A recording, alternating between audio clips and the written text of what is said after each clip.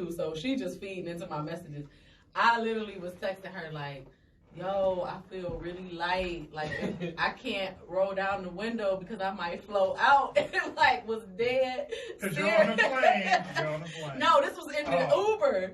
And then I was like, I'm scared to get out of the car when I get to the airport. She's like, well, just hold on to your suitcase. Like, she's feeding into this whole delusion. On a 2-week quarantine, this is the best time for me to experiment with drugs. You might as well. So I got a friend of mine that makes edibles, and I remember he was having a sleepover with his daughter and a bunch of her friends, and he made 2 sheets of weed brownies. So sometime in the middle of the night, the young ladies got up. Oh my God! And ate them. He went to work. He said he had to keep them girls for like 3 days to make sure that he was like, I can't send them back home. You can't. And they, you cannot. You know, they spice stuff off of weed. I just, may take 2 weeks. Hey, how do you explain that to a parent? You don't. A little shroom here. You let the baby sleep that shit off and drink hella water. But like, how do you say I'm keeping your kids for 3 days? Like, oh, we just gonna make a party a weekend. Y'all got kids? Oh my God, that's y'all not. got kids? No. Oh, yeah. You gonna want to get rid of them. You gonna want to get rid of them. Like, cool. You want to put if a I weekend. if I know they in a safe space with like in a good home, Well, I'm straight. Right. That's. I mean, I mean, shit happens. Sheets of weed brownies. Shit happens, man. Wait till you had kids. What was he had a THC level about 90%. They was in there. What do I have kids do? Wait till you have if kids. If they don't come out twins, it's gonna be. You no, man, you gotta have at least 2. I got that too. I'm an only child, and I wish I had siblings. So. I'm just talking shit. I mean, I ain't the one that gotta push him out. Do you worry? Because I do worry about this too, like about being old with your Just stay kids. healthy, man. No. Stay athletic, stay active. I think I'm gonna be relatively fit and young forever. Okay, that's a positive outlook. Yeah, but you gotta, I'm sure you put in the work now, though, right? Right. Yeah. So I mean, if you sitting at the And crib, then, eating bonbons. As fathers, we do that. Hey. You ain't doing shit. Don't take long. But you gotta get out there and hoop with your son, or do all this extra stuff. Like, No, you don't. And everybody's gonna get the coronavirus. Oh. It's gonna be at 80% capacity. Ain't no more sports. You ain't gotta get out there and hoop with the kids. Why not? My mom used to ride bikes with me. She was on the softball team. Like, I enjoyed that. My mom was young when she had me, obviously, but I enjoyed that. And I'm like, I don't know if I'm gonna be that agile. I mean, you can get out there and get active, but I tell my kids, I ain't got shit to prove to y'all. I live my fucking life. No, I live my fucking life. I would definitely give my kid buckets. Like, you got to know that your dad was the shit in everything you ever did. God. Like, nigga, my picture's still up at Cal State. You better go down there and look at that shit. Oh, So the actual question: you giving them buckets until he get to eye level, or you giving them buckets? I'm giving him buckets until he think he can smell my cologne. You gotta get then you gotta give them old man buckets with elbows and cheap shots. Cheap shots. I mean, Straight back down. no, we come from a different era where like you had to earn your points in Yeah. the paint. Oh yeah. So it's time to I have videos. Of it's me time and to my- learn, son. Oh, I have videos now of me and my nephews. They're like not even 10, and Yeah, I'm he swatting not everything. holding them up. I don't play that Nah. shit. I don't talk No. to babies with the baby voice. I talk to them normal and shit. Nah, So you come to the paint, I'm swatting it, and Yeah. I'm calling you trash on video. You don't take a light on that weak shit out of here. I'm telling everybody. That weak shit Standing out of over here. him. And I'm putting you on camera. It's on Facebook trending right now. That's how life is. Yeah. Ain't no easy buckets. That's true. I changed my perspective on that. And I do think that that's why, as we've talked about before, like a lot of kids can't handle certain criticism or certain comments and things like that. But I know just this past Christmas, I was at my sister's house and she like just clowned my niece and I felt so bad, but she was like, no, we're not gonna make her think she did something that was like popping, like that was corny. I'm gonna tell her it was corny. The girl is 7. Like, No, but as a parent, That shit whack, yo. literally though, like, no, but that I wasn't feel that funny. way as a parent. Like it's half of my job to kill my child's stupid dreams. Oh. Because Okay. if I don't kill it, the world will. So what is a stupid dream? So my oldest son is not very tall. He's like 5'9". Mm-hmm. Like if he was to tell me, Dad, I think I can make it to the NBA, I'm like, nah, Nate nigga, Robinson. no, the fuck you can't. Nate Robinson. Yeah. So you got Well, examples. Well. That you naming 2 niggas out of NBA history. No, son, it's not gonna It's happen. still possible. What's the little nigga used to play for Denver? He wasn't even that Earl cold. Boykins. Or boy, like, come on, fam. And also, me being 7 feet tall and bulletproof is still possible. But the chances are slim, my nigga. I'm not gonna grow 7 feet. You're not gonna make it to the NBA. Now you can make it to the NBA right now at that height because the only thing niggas doing is shooting threes. The height aid is important because they don't play basketball. Okay, well, my nigga, you can't shoot threes neither. So, there's exceptions, and those people were exceptions. You're not out there waiting and practicing with the threes. No. That's why you can't shoot threes. What Dame is really saying is he didn't pass the gift of hooping. No, he wasn't blessed because he wasn't out there in the paint. That wasn't my strength. That wasn't my strength. But I'm just saying, just in general, like, look, if you talking some unrealistic shit, like, listen, you know, I get it. We all gotta have a goal and a dream to achieve, but like, you also need to be realistic about life. And certain shit just ain't gonna happen. It's not that, you know, the universe don't always line up to give you what the fuck you want, and that's just life. But let me ask you this: if he had been putting in the effort since like a kid, would you be supporting him? Probably not. What type of shit is that? Wait, what? Because my nigga, you're not gonna get this amazing growth spurt. You talking? Just hear me out. I think you're Jay, wrong. Jay, I'm gonna hear you out, but Jay, I think you're wrong. just hear me out. What there's maybe you talking about a job where there's only like 300 positions, and the people that are filling these positions are allegedly the best in the world. Mm-hmm. There's millions and there's hundreds of thousands of niggas that hoop. Half these niggas don't make varsity. Out of the niggas that make varsity, most of them ain't going to colleges. If they go to college, it's probably not going to be like a big university, not like a D1. So just like the chances get slimmer and slimmer at every step. What you want your kid to do? What you want him to do? Don't say whatever you want to do. What you want him to do? Be successful and happy. At what? Whatever the fuck you want to do, man. If a nigga want to play in the CBA, he can be successful at that and happy. God bless it, but the chances of that shit happening are going to be kind of slim, my nigga. That's all I'm saying. Okay, so here's my thing. So support the dream, but also in what's the chances your kid support? Be realistic. Be realistic. Like support the what's fact the that chances that your kid get a four-year scholarship to Duke University? The chances that shit slim as fuck. The chances of him getting you don't have to go to Duke, but he can still like my oldest son is a scholar. Like he a 3.8, 3.9 student. He's been that way since he started school. The chances of him getting an academic scholarship are very possible. Well, like he's going to go somewhere to college, and somebody else going to pay for it. But what I'm saying, your chances to be a professional basketball player are endless because there's more than the NBA to play with. Just as if you want to pick, if your son want to go to Duke University. Tell him it's slim as fuck. You tell me this shit after you have a child, my nigga. Like, that's gonna be his response to anything we say. Give me child advice after you got anything we say. That type of shit. That shit ain't got nothing to do with being a parent. That's just logic and common sense, my nigga. If I had a kid or not, you can't tell me that. What's this? Jay, you the same nigga that told me you just gonna keep your child fresh so he don't get teased in school. That's not what I said. I said if I had an ugly kid, he gonna be fresh. I think that's everybody's. That's a fact though. But I can there's a lot of ugly people I know that was fly and popular. But you literally know how many scholarships are gonna be given out at any university at any point in any year. I know how many academic scholarships are gonna be out in the science department or whatever. I can tell that nigga like, it's a low possibility I'm not going to support you with that shit. If you think you can make it to the NBA, best of luck. So best of luck. So Aaron chimes in and says, support the dream, but the kid got to put in real work no matter what the obstacle is. That's in any facet of life. I mean, but God bless it. If you want to make it to the NBA. Support that man. That's not what he wants to do. So, I mean, it's a moot conversation. Oh, okay. So what does he want to do? He wants to go to art college.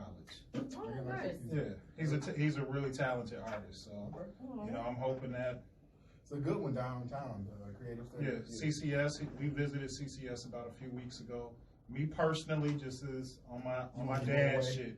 Fuck yeah. You want what? On my dad's shit, I want him to get the fuck out. Yeah, I agree. I agree with that too. I mean, I ain't saying you got to go across the damn country, but like see something else. Yeah, you know what I'm saying? Because this is the best time for you to do it.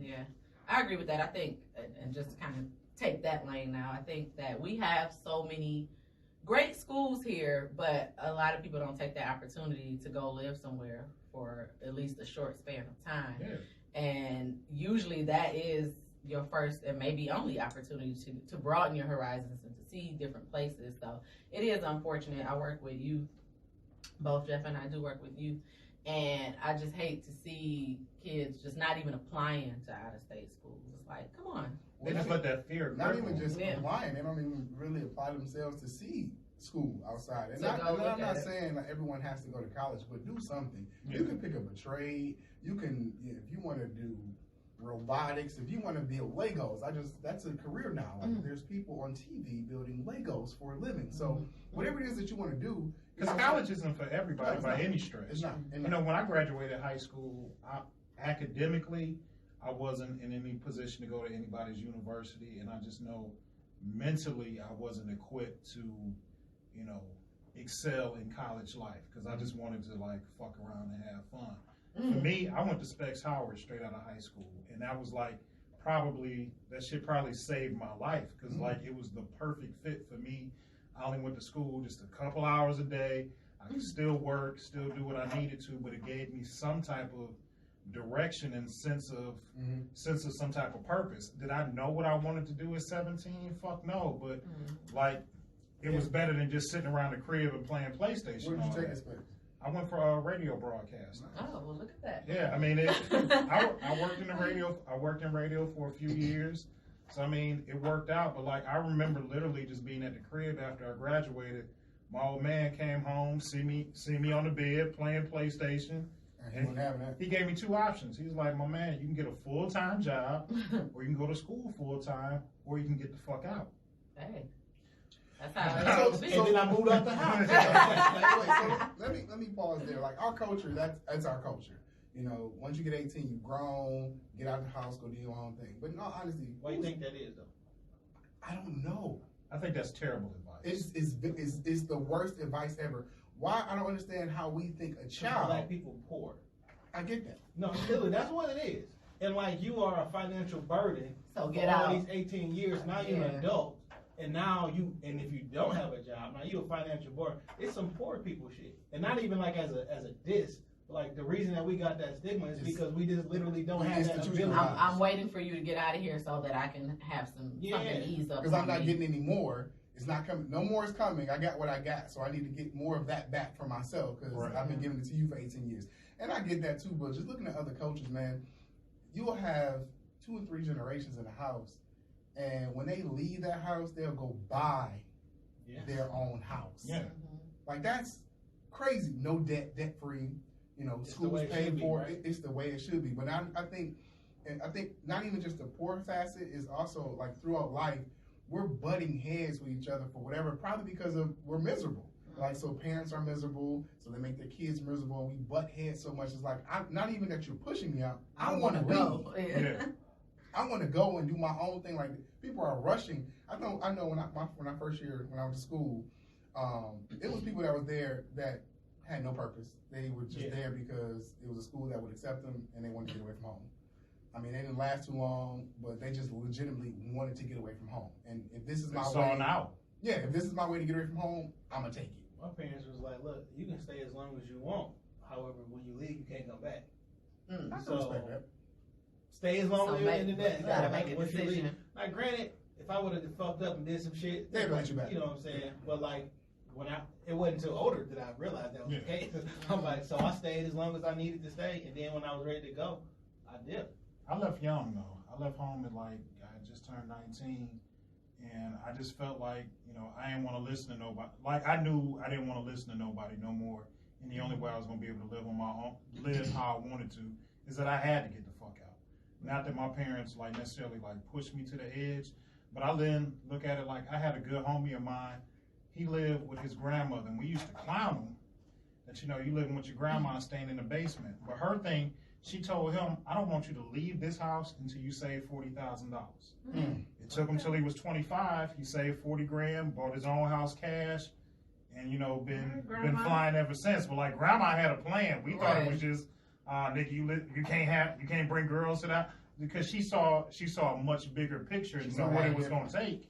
That makes a lot of sense. When you young, you made fun of if you don't have your own automatically. Yeah. Yes, we do make fun of each other. We always looked at so much less than. So You out on your own struggling like fuck. Yeah. And you get in the house living high on the hog. Let me take two different routes. So when you got to college or whatever, or specs or whatever it is that you did, you know how in high school you had to pull up in something clean. Nobody had a job. It don't matter whose clean you was pulling up in, but you had to have the latest whatever, pull up in something clean. It had to be, the nines, right? Yeah. When you got to college, as long as it had 4 wheels and a steering wheel, everybody was in it. It didn't matter what it was. It's like the paradigm shift. It's like everything changed. It don't matter what it was, but you had something. No one else had cars. We all over here eating ramen noodles on the school budget. We trying to make it, but somebody pull up in a bucket. It don't matter what it was. You was that guy, and it just shows how life goes. Until it was party time. Oh yeah.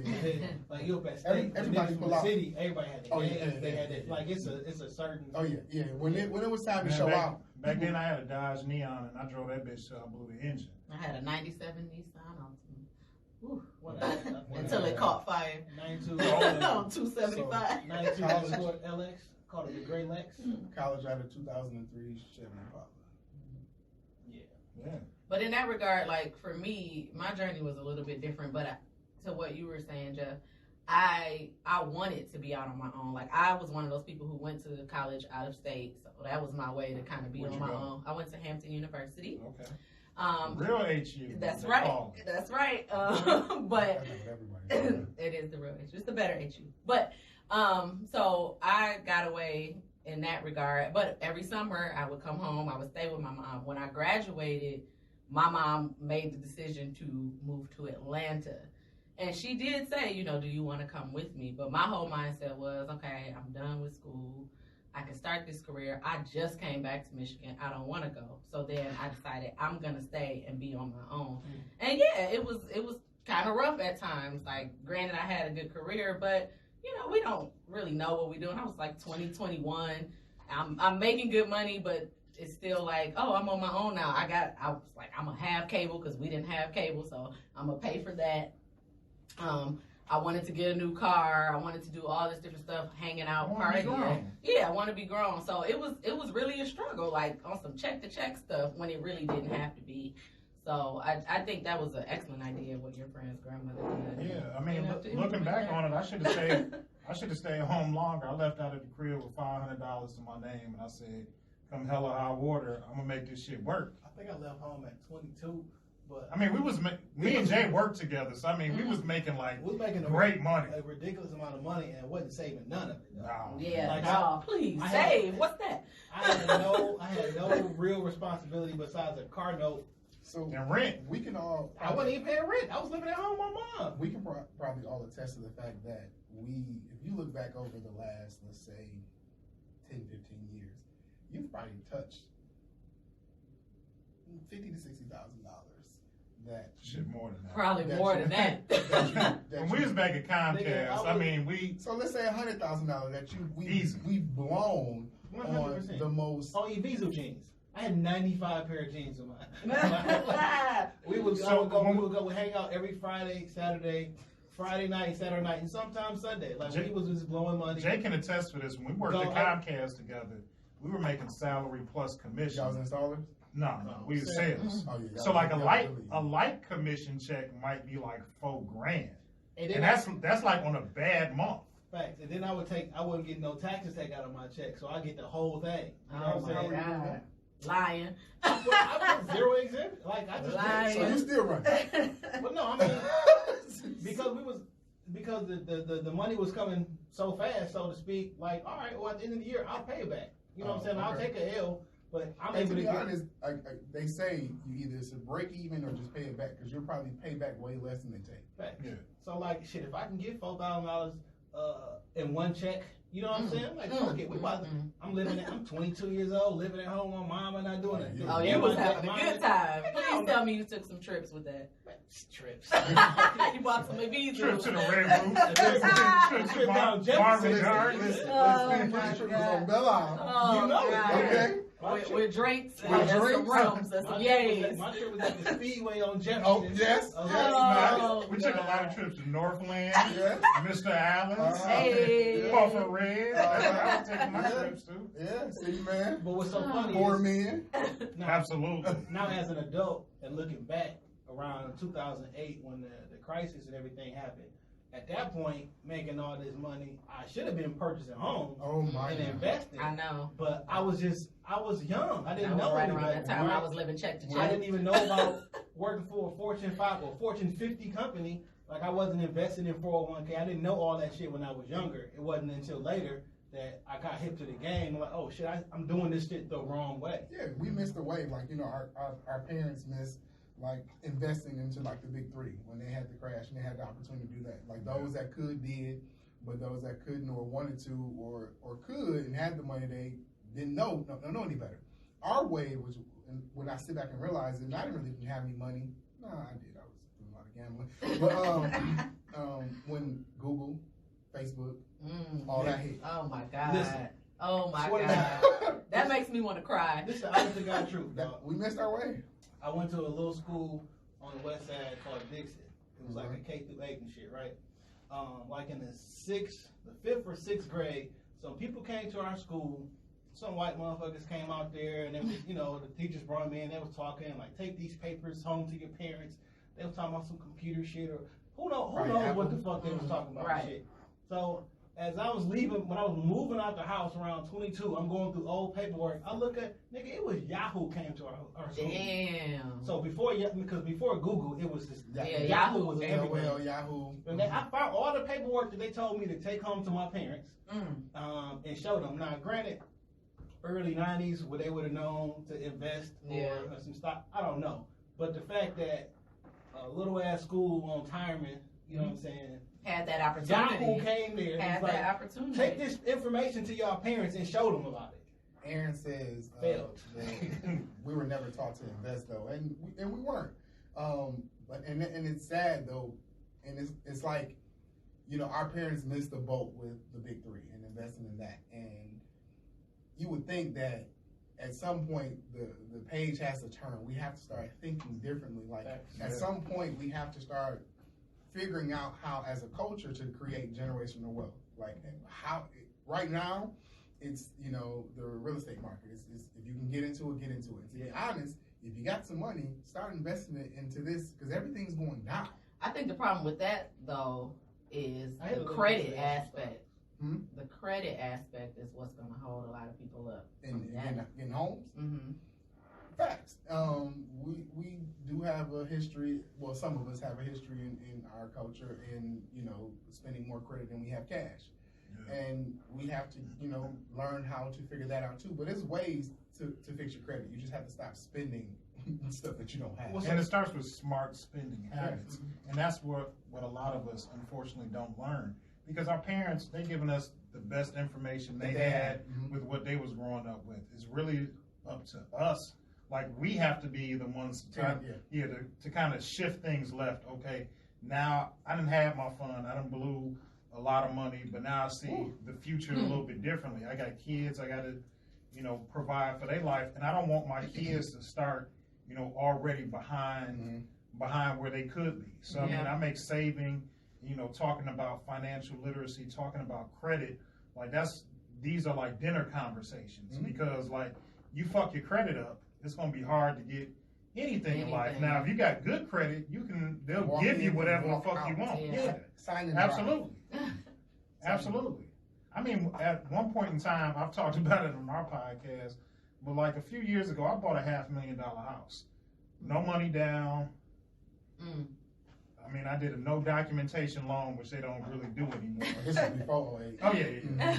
But I mean, no money down, and I bought a $500,000 house, and I lived there for like almost 2 years, you know, just based on my credit. Now, looking back on it, I see. The other half of that I feel like it's more to that. The bubble burst. But the bubble burst, and Fox it was 2 News came in. Yeah, me and some buddies of mine was also on Problem Solvers. Like there was some shit that came behind the house, but nigga can't take it away from me. I live there. Like, it was you gotta drag me out. Yeah, it was my house.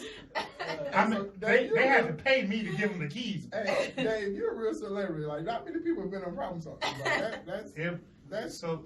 I just give a little real brief thing because my homeboy is locked up behind this shit. Oh my God! He got 16 years behind the whole. Dang. We was was dealing with, allegedly, there was a Ponzi scheme that was at the center of all of this. But one day we were coming out of lunch.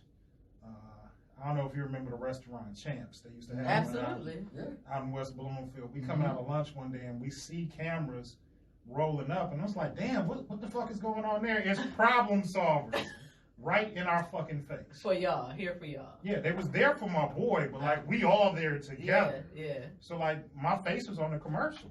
Oh my God. So when they start airing the commercial, you talk like my phone was just buzzing all day long. So I was just trying to avoid it. But like my mother, she's passed on. But like at the time, my mom called me. And, you know, it's a lot of calls you can avoid. Yeah, you gotta pick that up. But when you get that voicemail, my mom she left a voicemail. She said, I saw you on TV. I want you to call me when you get this. And she was real calm, too. I know what she saw me on. She saw me on Problem Solvers. But yeah, that's not a call I want to get. Like I saw you on Yeah, nah. I knew where she saw me at because my phone had been ringing all day long. That's the one call you gotta answer. I'm gonna let you explain what's going on. But what's so crazy about, like, we talk about the generational wealth and like our poor spending and things of that nature and getting our credit shit together. Really, the conversation it just really got to switch the focus, because black folks, we've been poor for a long time, but whatever we focus on, we always come up with the money for it. Absolutely. You know what I'm saying? No matter what it is. That's true. Like at the end of the month, you make $6,000 an hour, but you got to come up with $2,500 for insert thing here. Somehow we come up with the money. That's true. So if we got to come up with the money to pay off all our bad debt, to make our credit score go from 450 to 620 in a month and a half or 2 months, like if we switch the focus and all right, the goal is to come up with this amount of money, you can do it. But I think the biggest thing is that the term FOMO.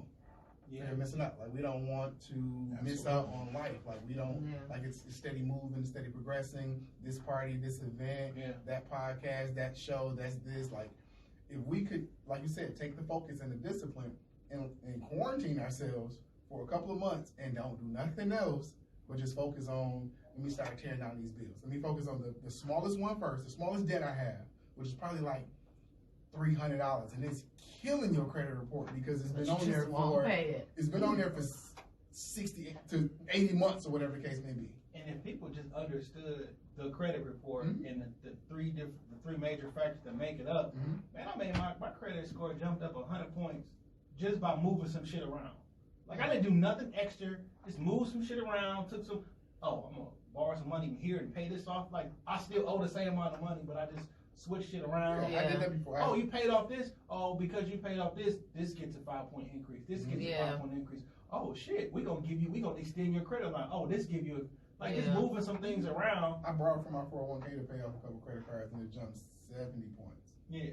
Like in a short and I'm paying myself back on my check. And then so like you take out an unsecured loan or whatever, right? They give it to you or whatever. You pay off all these credit cards, and now that your utilization has went down, now your credit score jump up, and then you go to a different credit union and take out a loan at a smaller interest rate, and then pay back the other loan that you just did, and you get another like it's this little shit that you can maneuver around. Rob here to pay for it, but you got to do it the correct way. But even though when you was talking about sometimes you just got to step back and take that L from everything else. When I got divorced and me and my ex-wife had separated, like I was like almost 40 grand in debt. And I just didn't know, like, I was letting that debt just consume me. But I literally, like, I had no choice but to kind of like rebuild my life. She was gone. I didn't have her help and assistance. You know, I needed another car. I needed what'd you say? No, it was like yeah, I needed another car. I needed. On your stream that are. You should have connected it, shouldn't I? Yeah, you should have. I didn't think about it until I should have like asked the joy and shit. Yeah. But I needed other things in life, and until I took that step back and was like, all right, I'm gonna have to drive this old ass minivan until I get off of my knuckles and I can get what I want. And I mean, it took some time. I'm still. You know, I still got a couple hurdles left, but I mean, for the most part, I'm out the woods. But I had to take that L and take that step back in order to get where I needed and where I wanted to be. It's really hard. Like, I've tried to do it a couple times and failed miserably because it was a trip I needed to take, or the homies called like, "Hey, we here," or whatever the case may be. But that as an adult, you really, and especially because I want to have a family at some point, and these are the things that you have to, while it's just you, like we had Ron Dance on here last week, and he was just talking about how when it was just him, he was out here young, dumb, and free. But now that it's not him, it's somebody else that depends on him, you have to move different. Yes. So now while it's just me, I need to be able to get this together. So once I have a family, I'm able to move different. Going into that type of situation with 30,000, I mean, school debt is gonna be that, but like credit card. Yeah, y'all speaking child's play with this debt y'all got. School debt is I got 2 degrees. That's a lot of debt. School debt Twitter is getting on my fucking nerves. I'll relax. It is what it is, but like credit card debt, like that's something that you can actually take care of. And to be honest, that's really what's consuming most people's credit. Absolutely. Yeah, it's credit card. That's what was killing me. It was mostly credit cards. Cause we started living off of it. It's like it's the concept of like we'll walk through the mall and we'll see something or somebody will say let's do something. We're like, you know what? I just put it on the card and I'll pay for it. Then when it comes time to pay for it, something else came up and I got to use this money. Well, they only want $30 this month. I'm so I just give them $30. $30, and then next month I just got 30. And I just take my taxes and then pay it off. I just paid off when I get my taxes. Then something else happened when you get your taxes. Either you get into an accident, something. Now you got to drop this money. Like I remember a situation when I was in college, and I had to get a loan because I was like, you know, I'm getting tired of working and going to school. Like I fell into classes. Like this is getting too much. So I took out a personal loan for about 10 grand to keep me for the next 2 years so I could just be done with school. As soon as I got that check and put it in my account, 2 days later I started burning it. Nope, got into an accident. Damn. My car, I didn't have insurance, unfortunately, at the time. It cost 7 grand to repair my car.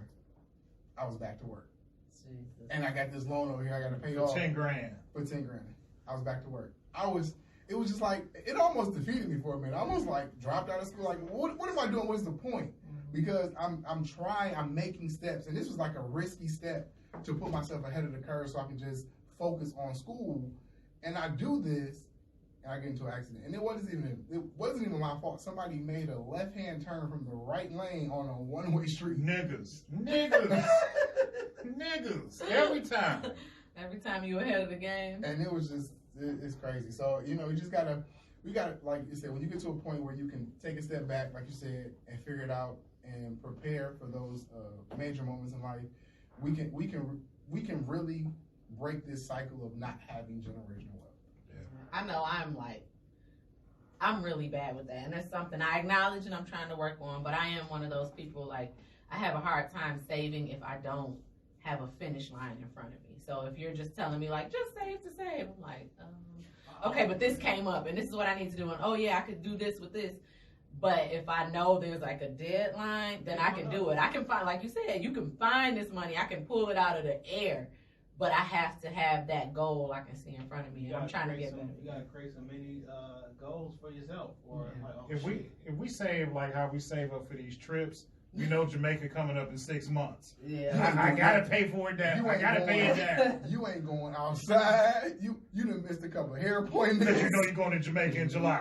You know you're going. Man, set up a distribution with your banking institution so that money, as soon as your direct deposit comes, it goes to whatever sub account you got. It has to be something I can't access. Yeah. Because they shut down my savings because I kept moving money back and forth so much. Or I know some people will set up a bank account with a savings account and have no card for it. Have no card for it. Mm-hmm. So you can't pay it money. You can't pay it online. If you pay it online, and so like in order to get money from it, you got to go to the bank. To the actual bank. Monday through Friday between 8 to 5. Stand in line with the common folk. So like transfer that shit over there. The common folk. You have to put it in a situation where you can't touch it, because I've done that before. You know what actually has worked for me? Because you forget about it, is the old school put it on the mattress, not literally, but put it somewhere, you know, in the house or whatever. You forget about that, because I got a couple of dollars put away. And I know me personally, I got 3. I do what you do. I got 3 accounts. One for paying bills, one is like my fuck around money, and then one account. I just look at it every couple months. I'm like, damn, it's doing better than I thought. Yeah. I got a card that I send money to is like if I'm buying some food or I'm just like this is my food and gas card. Like so we just that's all. I'm bullshitting around. I give myself an allowance. Like all right. Yeah, I've separated my accounts. Like you'll have, savings. You'll have rent. You'll have I have a bills account where and this actually helped me because you know how you have automatic withdrawals and things of that nature.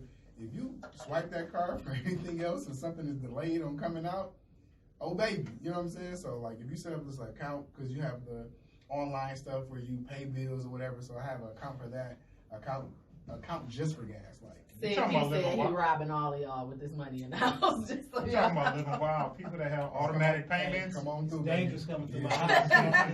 It's a dangerous undertaking. See, people like, my man's baby, but come through. Come through.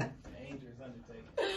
No, but go ahead. Dave. No, I was saying like people that set up automatic payments, like them niggas is like I envy them. That's crazy living to me. Some of mine are automatic. Cable is automatic, and I think my car note. You must not have Comcast because that bill will change up every month. My car note is automatic. That's Comcast. Oh well. My car note automatic, and my car insurance is automatic. Not my car The insurance. only thing is I have is automatic with my car insurance. I don't do anything else automatic because I just don't know when it's gonna be in there. So I'll have one thing. All the business shit is automatic. I live dangerously with that car insurance, but Yeah, no. The business stuff like the domain and all that stuff, I have that on my calendar to let me know 2 days before it comes out. Yeah, I still get the alerts. Yeah, so I'll know before it's about to hit, so I can make sure it's in there because you don't want to go bad on the business stuff. Not at all.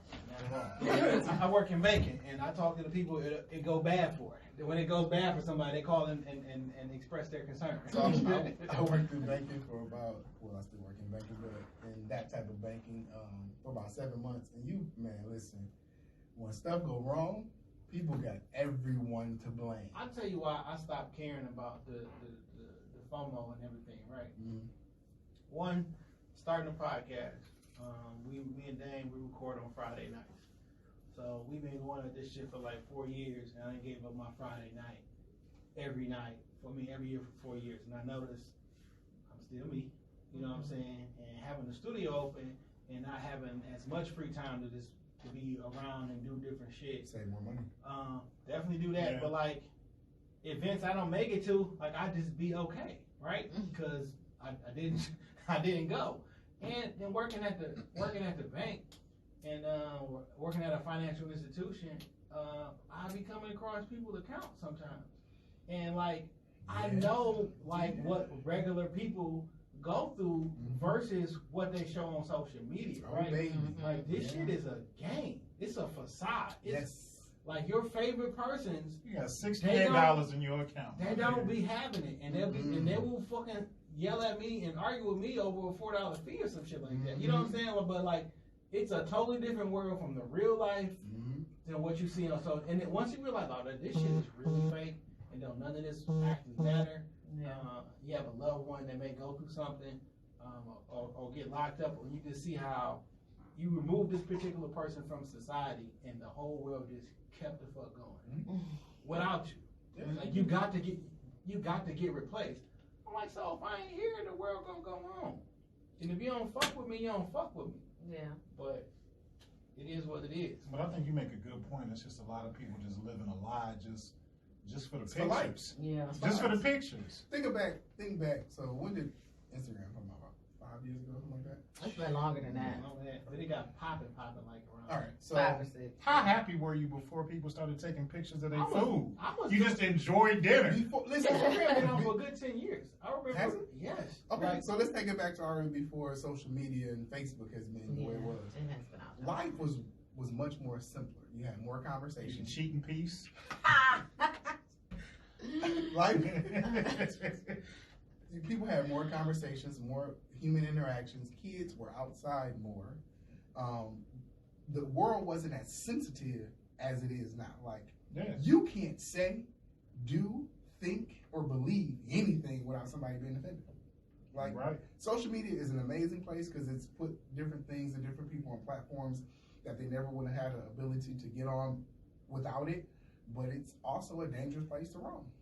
It is. is giving a voice to people that should not Have a have voice. one. Yeah. Like you say, everybody has an opinion, but like, I just think literally like 10, 15 years ago, you could take a young lady out on a date and it's just y'all two. I don't need to, she don't need to share with her homegirls. It doesn't need to be live. You don't have to post a picture of it for the fuck of it. She shared. This wasn't no pictures. Yeah. She definitely had a conversation. That's fine. She just had to describe you, but now it's like, oh, okay, this him. I seen Dame at the bar. And it's, I went to a birthday party, and so I'm chilling. You know, I kind of got there a little earlier than I come late, but it was, I guess, still early because nobody was there yet. So we go into the little section. I greet the birthday girl, whatever. Her friends over there, they chilling, they cool. All right, it's cool. So we chilling, everybody chilling, and then nothing going on. So just like everybody else, I jump on my phone. So I get to scrolling, right? So a couple of her friends I know, so I'm following them, and I'm looking at the videos they're posting. I'm like, this must be old. And I seen it said 3 minutes ago. Then I look up again, like, what? Look at the. what part of y'all at? Listen, dang, this video, because the music was was banging in the background, and they were just so hyped in this video, you'd have thought Rick Ross or somebody walked in. And I turned around and looked, there was 10 people in the club.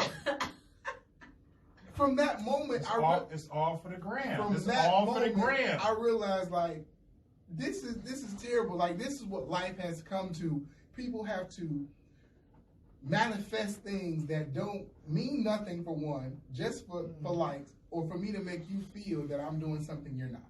You know, I got a good friend of mine. She's a personal shopper for Nordstrom's. And she was just telling me, she gave me a name of, you know, a local rapper that people know. Mm-hmm. And she was like, he comes in every week, buys, you know, an outfit for whatever club, whatever appearance, and she says the next day he's bringing that shit back. He's recycling the same $500-$600 every fucking week. One of my homeboys in my close circle, he worked down at Saks, and he takes care of all the high profile celebrities and everything like that. Mm-hmm. But it's the same thing. And he sent me a picture like, nigga, just return this shit. Every single fucking time. And I be saying, return it after you've worn it.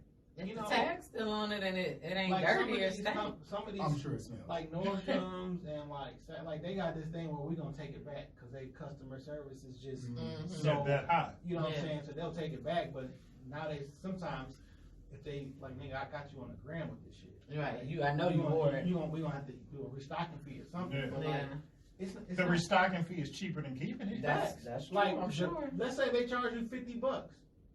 It was worth the look for $50 to this particular person. You rented an outfit. Yeah. But you know what? Another thing that's happening is that the fakes are getting very good. And What's fake now?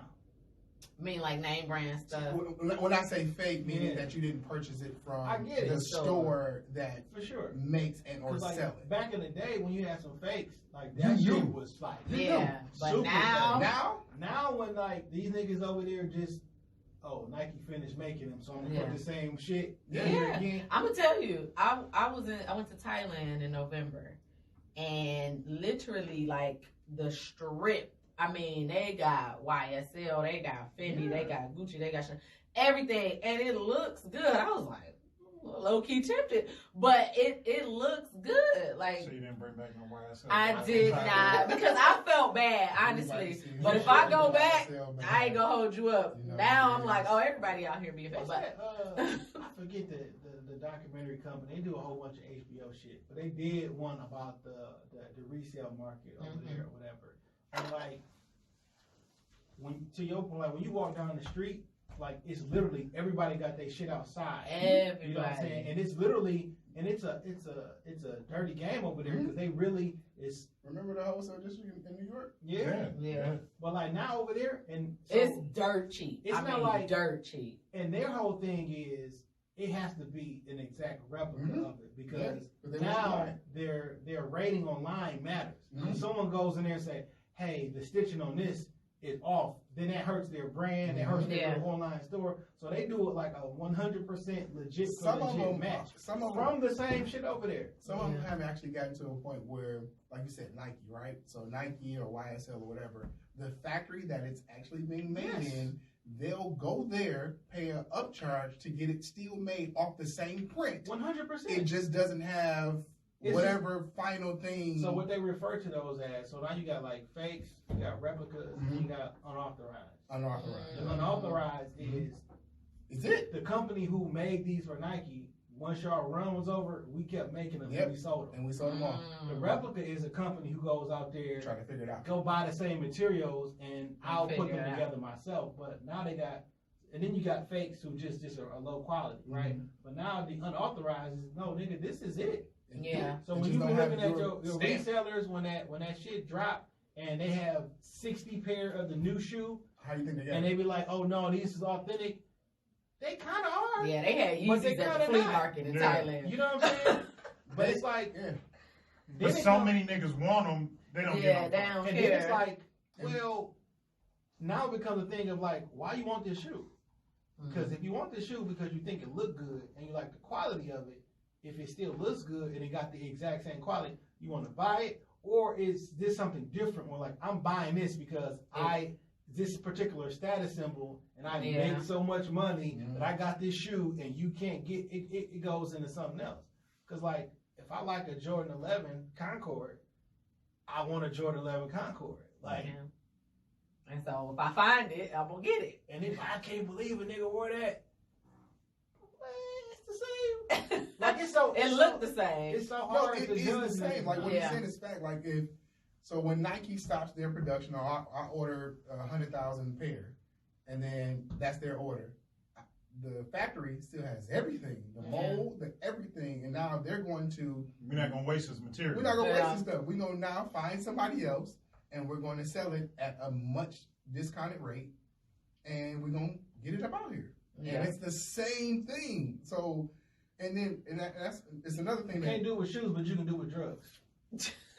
You go to CVS and buy the knockoff version of insert whatever drug this is. No one has a problem. People asking for the generic. They want the generic. You would take a generic drug, but not the quote unquote generic shit. I don't care what I put in my body. I do care these Yeezys is authentic as fuck. These Yeezys had to come out the store.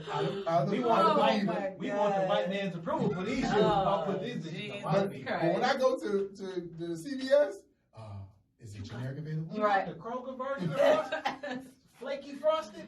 Oh my God. Nigga, we got that Meyer brand of frosted. I turn my nose up at the Meyer brand frosted flakes. I want the Loop Fruits. The Loop Fruits. The fruit rings. Fruit rings, fruit circles. Frosted flakes with a C instead of a K. What? And taste the same. Yeah, they do. Hey, listen, that great value brand shit that you get at Walmart. Listen, Kroger's private selection. Ask somebody. I used to be so upset. My mom made me grow up on Aldi, and I hated it. But I understand her that now. food from Aldi is not. That Aldi cereal ain't bad at all. I understand now. I had to laugh when I shopped there one day. I texted her like, "Yeah, guess where I'm at." I hated it when I was younger. It's a programming that we got. It is. I'm not gonna lie. Like it's almost like you lying to yourself. It takes you back to how you were raised. Like a lot of the things that we do because that's what we were raised on. Like certain brands. Like when you go to cook. You cook from the way you saw your mom, grandmother, whatever cook, and whatever brands they bought, that's what you believe you have to buy to make this taste the same way. Yeah.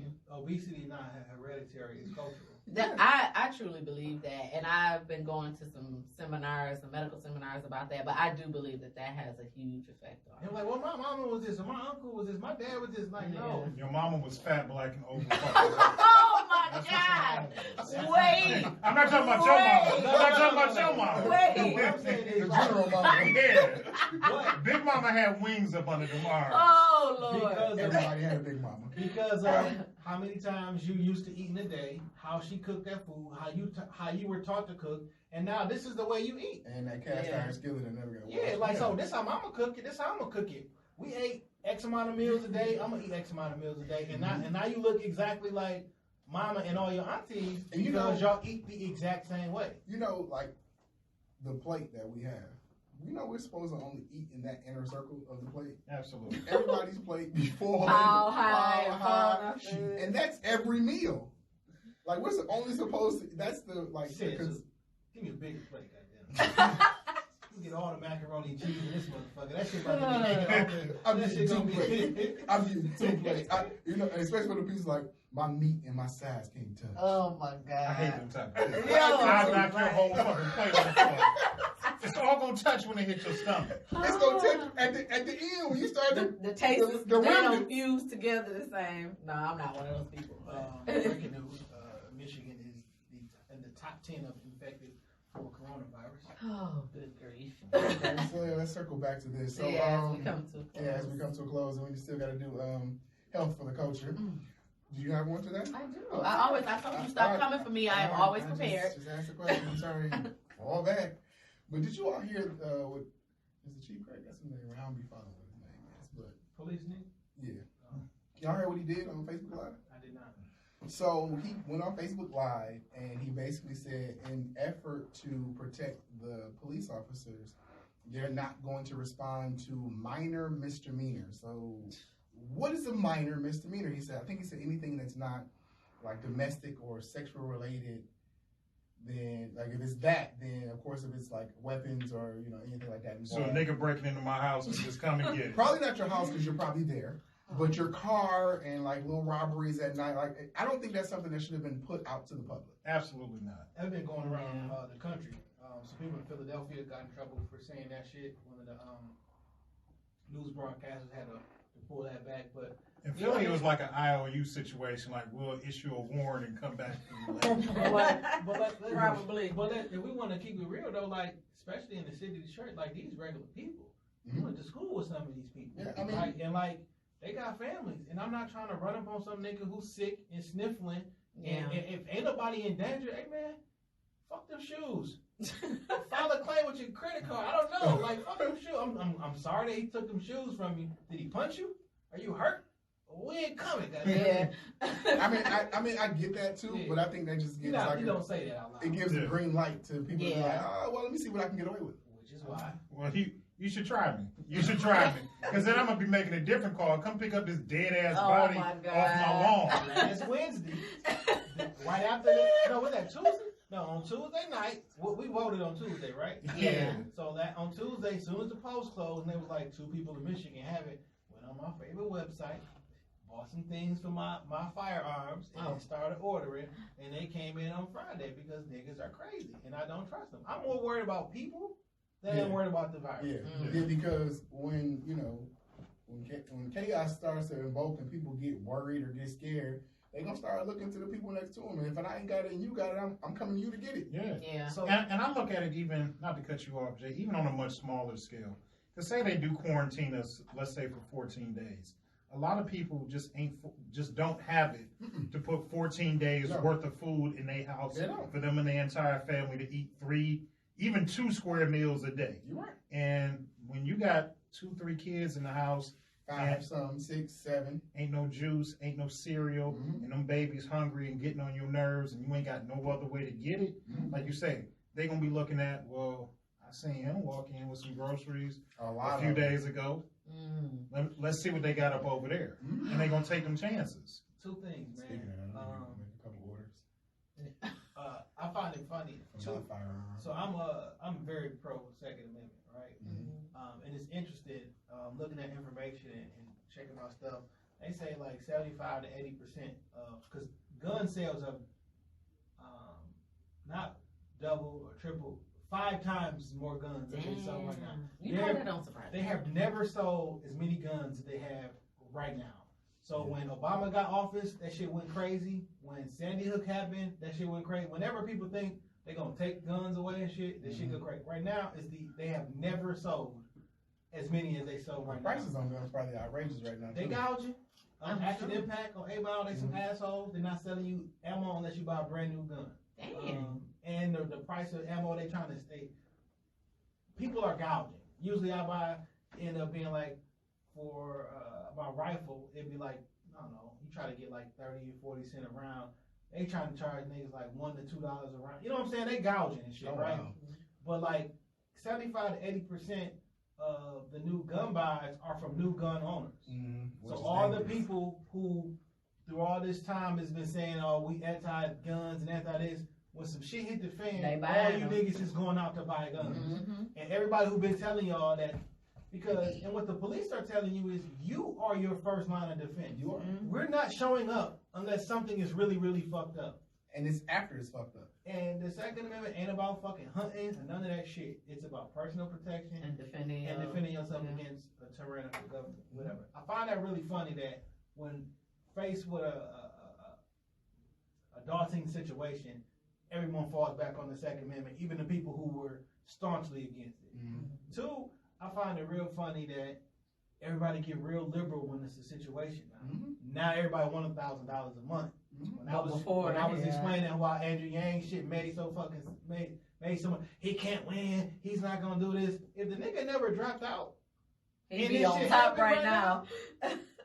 He'd be looking incredible. He probably sick, low key. You know what I'm saying? Like it's just so they took funny. my idea. Right. Everybody changed when some shit actually hit the fan. So everybody was so pro. And now people are actually finding out that because that gun laws don't hurt or don't help the citizen. Because like you live in California or you live in Jersey, you can't even go buy a fucking gun because it takes you 10 days. So the city shut down, so you're not about to get your permit. And you got to buy a permit to purchase it in California. That's going to take 10 days. You want one right now. You a law-abiding citizen. Now you can't even buy one because now you got to go protect yourself. And people are actually finding out that when you go to Dunham's to purchase a shotgun, they're calling in the number and doing a background check on you. Everybody been saying, "Oh no, the loophole." No, nigga, they still call. They call the FBI number and be like, "Yo, can he get one?" That's for people who've never purchased a gun. They just think like just any nigga off the street can just roll up in a Walmart and buy a gun. It doesn't work. It don't work. It's never been like that. It's never been like that. Now, if you got a CCW already, it's easier for you to purchase a gun because you can skip one of those processes. But if you got a CCW, you went through class, you filled out some paperwork, you went down to the police station and gave them your fingerprints. They got pictures of it, like.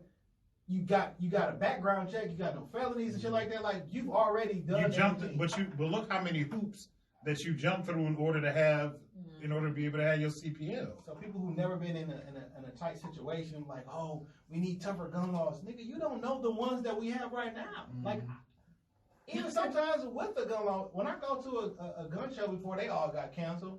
They still call that shit in. I'm like, look, you have to come to the store on Monday and pick it up. Yeah. You know what I'm saying? It's not like this whole. I can't talk about other states, but here in Michigan, where I live, I'm not gonna go to a gun show and walk out with a 12 gauge the same day. Like it don't work like that all the time. I want to go buy a 12 gauge today. They're not like PlayStations. Yeah. You just can't roll up in there and say, "Give me 3," without no kind of background. We get 40 Ks. And that's true. I think they have pointed that out for those who have listened, that most of the people who are committing these crimes with these guns aren't getting the guns legally. Absolutely not. You know, that's something that they've always pointed out, the people who are pro Second Amendment. But this Corona shit got me kind of nervous. That's crazy. Yeah.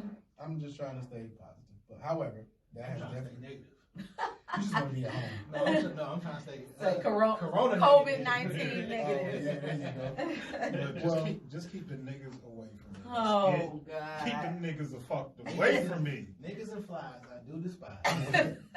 Well, that has definitely been our time. We appreciate you, brothers.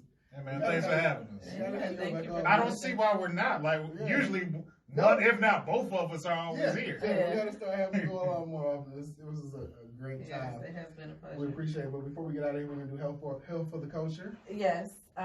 So, as always, as of recently, I always want to give a little tidbit, health for the culture, health advice and quick tips to benefit us as a people, community, and as a culture.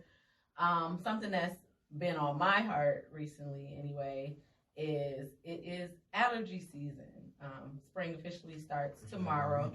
Shut up. But if you haven't noticed, I've been sniffing and rubbing my nose and all of that stuff tonight. But that's why I wanted to touch on it, because I know that sometimes when people are out there sneezing and touching their face, it can be scary. So I do want to point out again that there are key differences in symptoms from allergies to COVID-19. Allergies will be sneezing, running nose, itchy eyes, and cough sometimes. But coronavirus, again, is fever, shortness of breath, and dry cough. So please be mindful. Don't be looking at us like we crazy because we have allergies. It's not our fault, and we don't have COVID-19. But I wanted to point out, too, which also goes with the coronavirus, is general tips for staying well outside of the usual hand washing. If you have allergies, it's recommended that you keep your doors and windows closed. I know we're getting stir crazy, but if you told us about his situation, you have to be careful with those medications because they are known to raise your blood pressure and alter your heart rate. So be careful with decongestants. Again, that's your Sudafed and Afrin, things like that. Some other tips, if you are feeling sick or having symptoms, as we all know, rest. Rest is important. Hydration. Everyone says, oh, drink your fluids, but do we really know why? Staying properly hydrated helps the kidneys do their job, balancing and filtering waste from the body. So it's important that we do that. It can also loosen your congestion so you don't have to take medicine and allow mucus to be coughed out. Instead of using decongestants, you can use a nasal flush. So I don't know how many of y'all, I know a lot of guys don't really talk about this, have heard about neti pots. They used to make me uncomfortable, but it's a way of basically flushing your nose out. Does that run out your mouth? If you do it properly, it doesn't run out of your mouth. It should run out the other nostril, but it's a way of rinsing your nose out. And what that does is it clears up your sinuses. It loosens the mucus, the dry mucus. So that's actually better than popping a pill. I know Jay said he doesn't like to take medicine, so this is a natural way you can do it. It has to be clean water, sterile water if you can, or salt water. Just an FYI. And lastly, of course, if your symptoms are lasting longer than 2 weeks, seek medical care. That's always important, and I know that's one thing that's come to the forefront recently with what's been going on. But there's ways we can stay well, be empowered, know what you're doing for your health and why, and that is your health for the culture. All right. Sweet.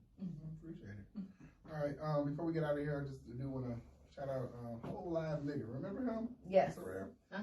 Checking in. Hey, follow him if you can. I follow him. You don't follow him? Yeah, I enjoy him. I was at the Oh yeah, you were. Okay, Yeah. you was there. Yeah, Whole Live Nigga. Appreciate you tuning in. Yes. Hey. Man, Theo. So we appreciate everybody tuning in and everybody else.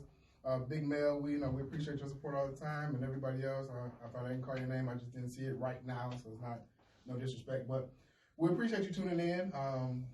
We hope to be back next week. We'll see what happens if they put us on a mandatory lockdown, but that is the plan as of right now. There you go. Ain't no Rona at Shop Talk. Oh my God. It might just be us again next week. However, but we're somebody stick come here and give me nothing. Oh God. So we appreciate everybody tuning in. Hope you all got something from this conversation and you enjoyed it. And any last words, fellas? Hey, just everything Shop Talk Podcast. Follow us, shoptalkpodcast.com. shoptalkpod.com. When you see the blue and the black, you know where the fuck you at. Okay. All right. Y'all might not be the Rockefeller, but y'all are J and Dame. Hell yeah. Oh, yeah. Okay. All right. Anything else for her? Just stay safe, stay healthy. All right. Well, I am Jay Liggs. This is the Culture Cure. This is your culture, so be a part of the cure. Peace. Bye. Yo. What up, y'all? Thank you, Where you get that 5 from?